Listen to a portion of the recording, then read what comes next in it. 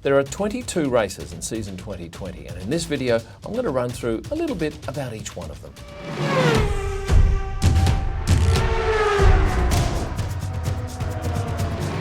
22 races in season 2020. I'm going to run through a little bit about each one of them now. But firstly, sincere thanks to luxurybazaar.com for sponsoring this video.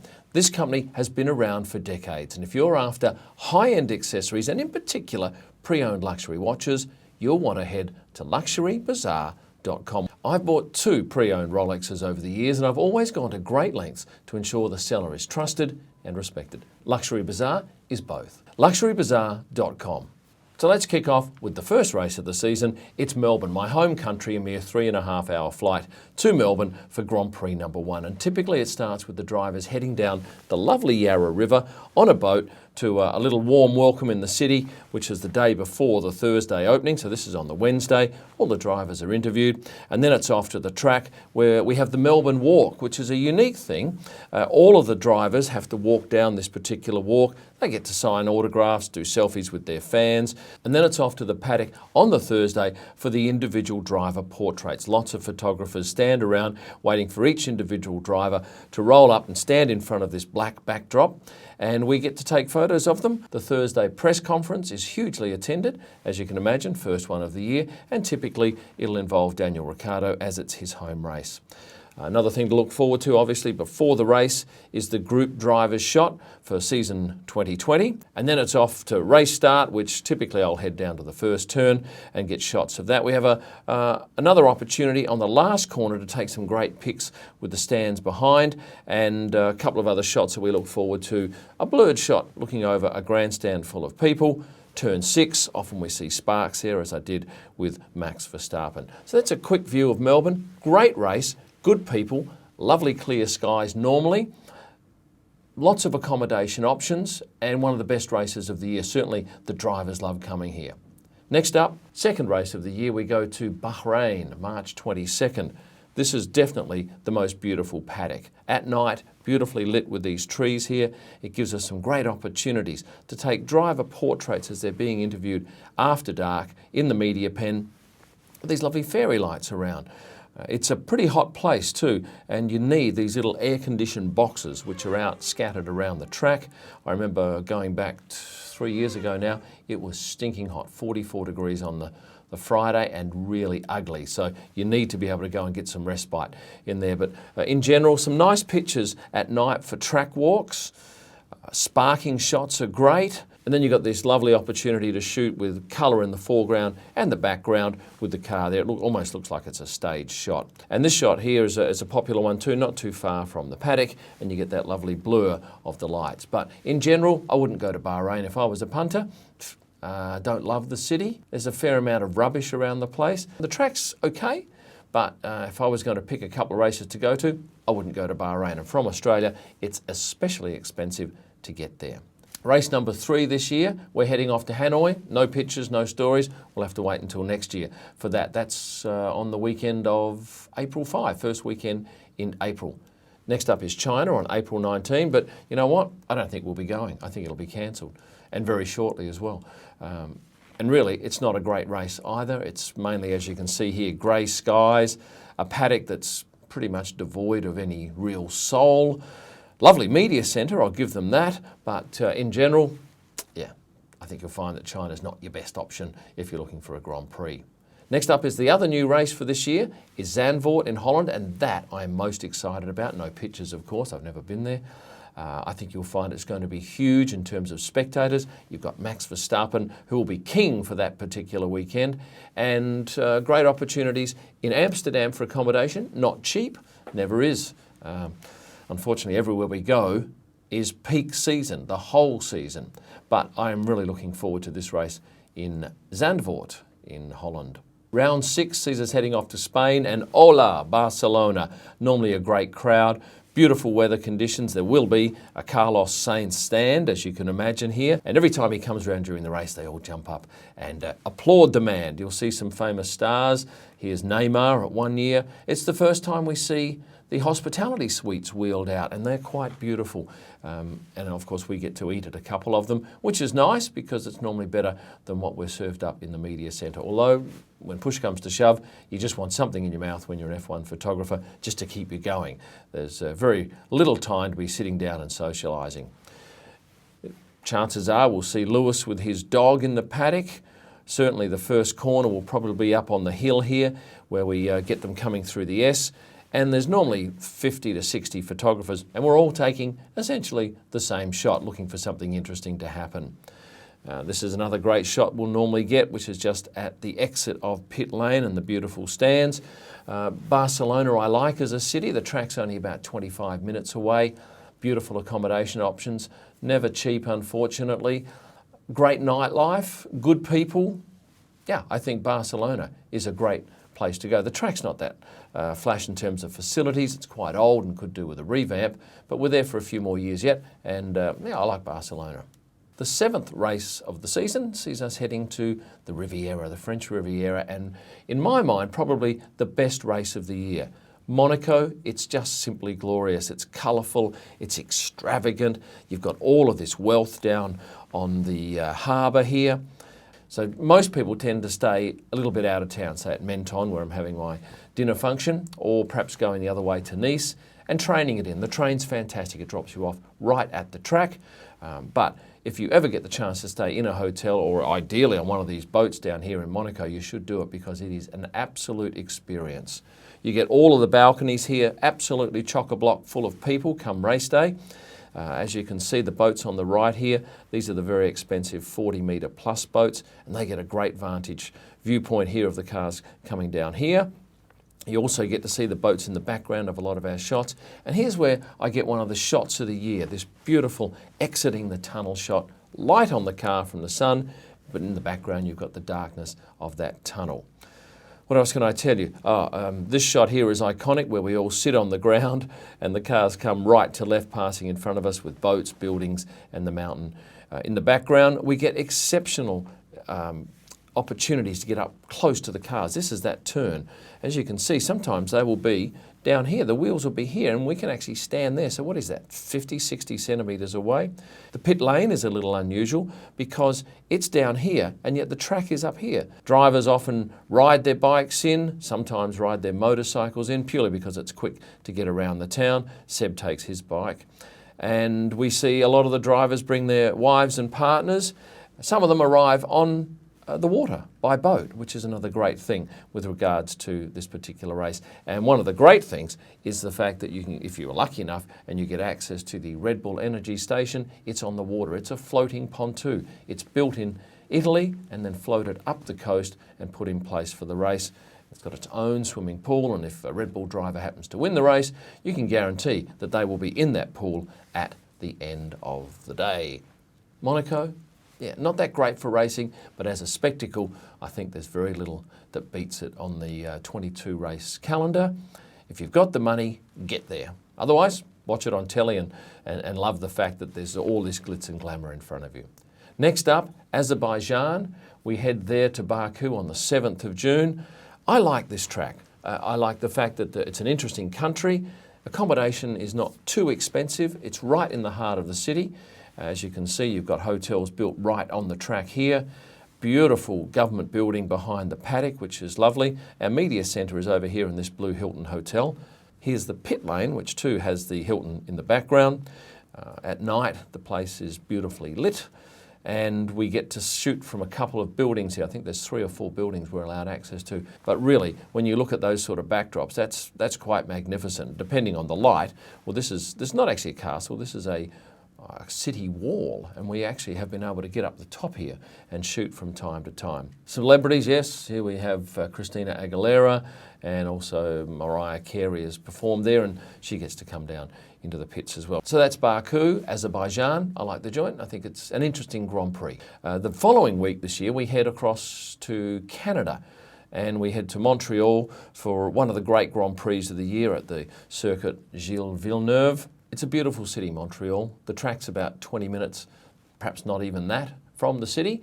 It's on an island, lots of greenery around there, so sometimes we get to shoot through the trees, sometimes we get shots here of trees overhanging and you get light and dark, which is always nice. You've got a great hairpin at the top of the track, and that's obviously seen some drama over the years. Over here on this section of the track, this is the Wall of Champions, where many champions have had their undoing, and there's a great opportunity to stand up here and shoot the cars, some of them hitting this particular part of the track. And then I like this particular shot here, which is heading out of 1 to about turn 2 or 3, and you get to shoot them with the grandstand full on race day, which is quite a nice shot. And for the start, I'll probably head up to the tower at turn 2 and take this particular shot, which is a little bit messy over here. In general, I love Montreal. I love the fact that they speak English, which is always handy, and of course it's French speaking for those who speak French. Beautiful, clean city, lovely people, and plenty on offer. And in fact, I'm having one of my F1 dinners there in Montreal this year, so I'd like to see you at one of those dinners. Perhaps it'll be Montreal. 2 weeks after Canada, we head to France in another French-speaking event to La Castellet, where we see all of these red and blue lines around the track. And some white, obviously, here. It is a feature of every single photo, just about, when we're at the La Castellet circuit. Beautiful place, and I tend to stay down on the water, as a lot of people do. And if you get a good traffic run, might be 35 minutes up the hill. But this is Bandol, quite beautiful. There's an airport right next to the track, so if you're moneyed up, cashed up, you can fly in and out and avoid any traffic problems. But beautiful facilities there, a lovely pit lane, and one of the rare pit lanes where sometimes we're allowed to shoot on the opposite side of the pit. And there's a grass section which is just out of shot here on the right, which is quite beautiful. Oh, one of the great things in the paddock is that they have buttered baguettes in the morning with jam. Oh my gosh, it's to die for. And look at this huge pat of butter here.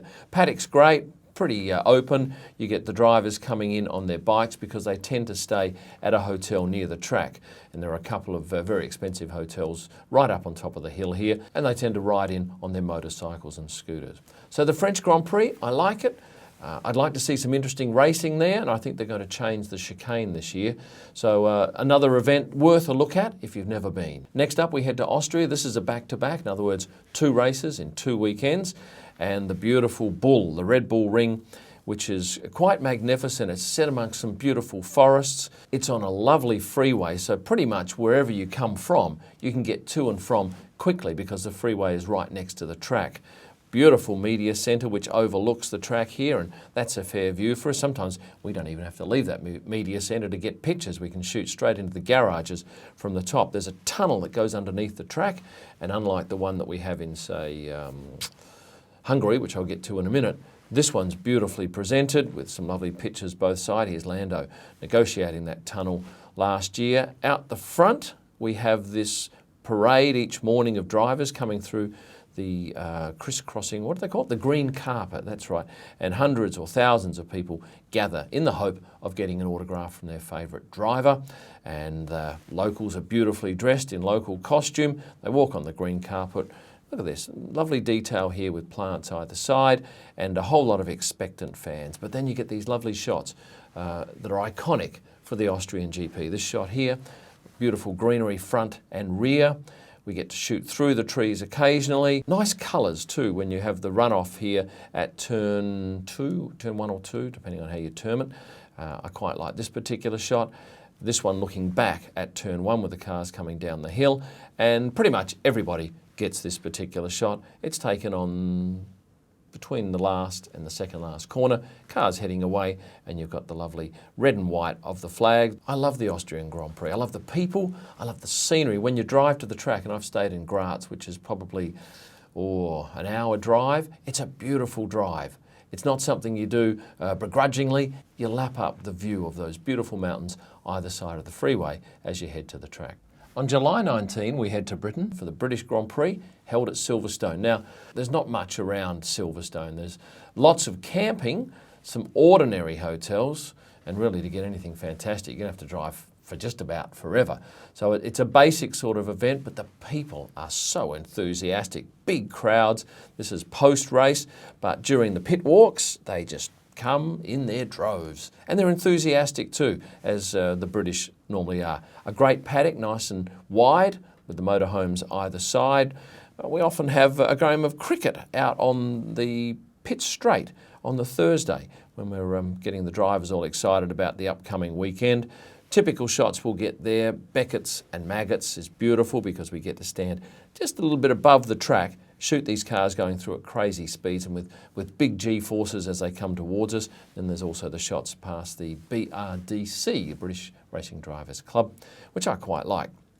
And if Lewis wins, of course, he probably will get down in the crowd and absolutely go bunter as he does. Celebrities, yes, we see lots there. I've photographed these guys here and past. I do love will.i.am, that was a great moment there. After the British GP, we have 10 days off, and then we head down to Hungary for round number 13 of the season for 2020. I love Budapest. It's one of my favourite cities. There's so much in the city to do and see. I've always had great experiences there. I meet beautiful people, and accommodation is great value. Food is good. Track's about 25 minutes, probably drive from the city, and a really lovely place. Normally warm, sometimes very hot, and they've got all those spa parties, if you like, jumping around in the water with hundreds and thousands of people. You'll love this particular place. But let's head out to the track. A really beautiful setting. Once again, lots of trees either side of the track and around the track. A very enthusiastic crowd. Again, lots of Max Verstappen supporters. This is this tunnel I was telling you about.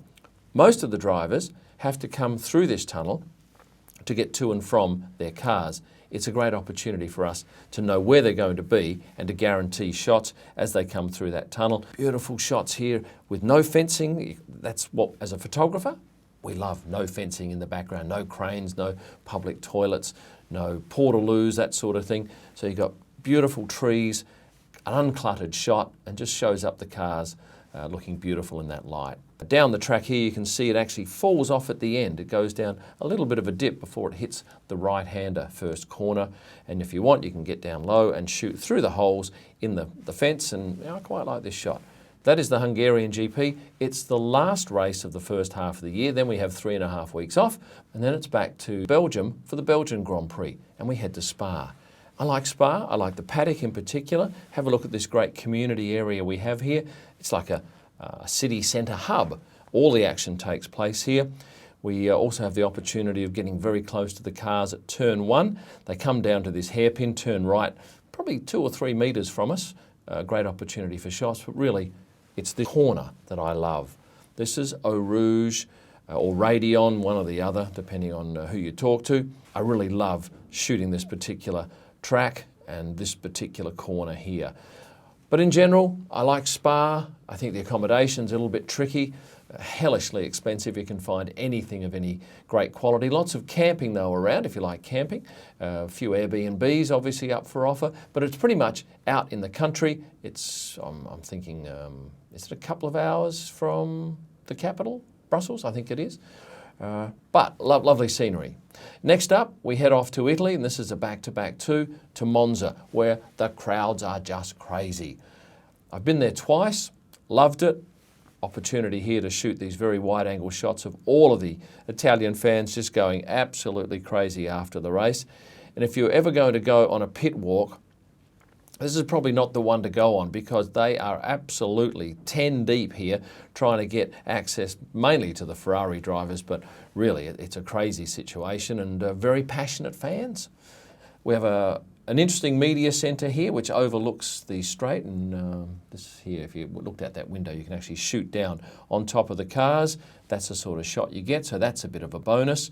We also get pretty close at turn 1, shooting with nothing in the foreground. That's always a bonus for us. One of the great opportunities is to shoot from this tower, which is situated directly above the track. So the cars almost go underneath us. And really, there aren't too many opportunities like that on the rest of the circuit, as you can see. Some great access here. And then there's a walkway where the drivers come across, but they also sign autographs underneath. And if you're looking to get an autograph, you want to get to that particular spot at the Italian GP. And the crowd, that's probably the greatest thing about this event, is just the passion that the Italians show for their Formula One race. And of course I do a dinner function there. This is held at La Piana restaurant, which is about 20 minutes from the track. Beautiful restaurant, great people last year, and I haven't actually announced the details of that yet, but there will be one at that particular race. So where are we heading off to next? Singapore. Being a night race, it's completely different to photograph. Great city, Singapore, a plethora of hotels to choose from, but you want to get in early before you have to pay top dollar. I really love the place. Stinking hot, yes, and if you're situated in a grandstand, yeah, you will sweat. You will sweat profusely, even in the evening and certainly in the afternoon. Here's Nico at the back of the FIA garage after the race last year in 2019. The paddock is beautiful, lovely and green. You get the afternoon shots here, and then in the evening you get that lovely dark background and the lights. Great shots to be had in the evening here with these big dome lights. You can put drivers in the dome lights like here. You can have them silhouette, you can do all sorts of things, and out in the pit lane is quite lovely. If you haven't been to Singapore, I recommend it. Great place, lovely people, easy to get around. It's just hot, but it's always hot every day of the year. The week after that, we're off to Russia, and I think it's the only track where we have the possibility of seeing snow-covered mountains in the background of a shot, as is the case here. And this is the Olympic Flame, which is out in the Sochi village. So yeah, I quite like the Russian race. I like the track. The media centre's fantastic. You get these nice backdrops here of Ferris wheels here, beautiful blue building here. And if you like roller coasters, there's an amusement park right next to the track. And when it comes to grid girls, as it did back in 2017, I think Russia probably had the standout crew. Would you go to Russia? Probably not the best race on the calendar. In fact, it's nowhere near the best race on the calendar. It's midfield at best. Accommodation-wise, there's a few options out at Sochi. The good part is that the airport's only 10 minutes from the track. So that's handy, especially when you need to get out of there quickly. But I like the people. It's an interesting experience, and if you get to stay a couple of nights in Moscow, as I did, I think that's well worth the trip. We're up to round 19. It takes place in Japan, and there's a 10-day break between the end of that race and the start of this particular event, and I love the Japanese track. I love the Ferris wheel, where we get these iconic shots here from different angles. You've got the local culture, which is fantastic, beautiful food, and a great opportunity here. And in fact, I got one of my best shots of the year last year of Roman Grosjean locking up as he came in to the pits with the Ferris wheel behind some lovely dark skies. You also get other great shots here coming underneath the overpass. Now, this is possible because you've got bright sunshine out either side here, and then you've got darkness under here. So when you expose for the car in the darkness, it blows everything out.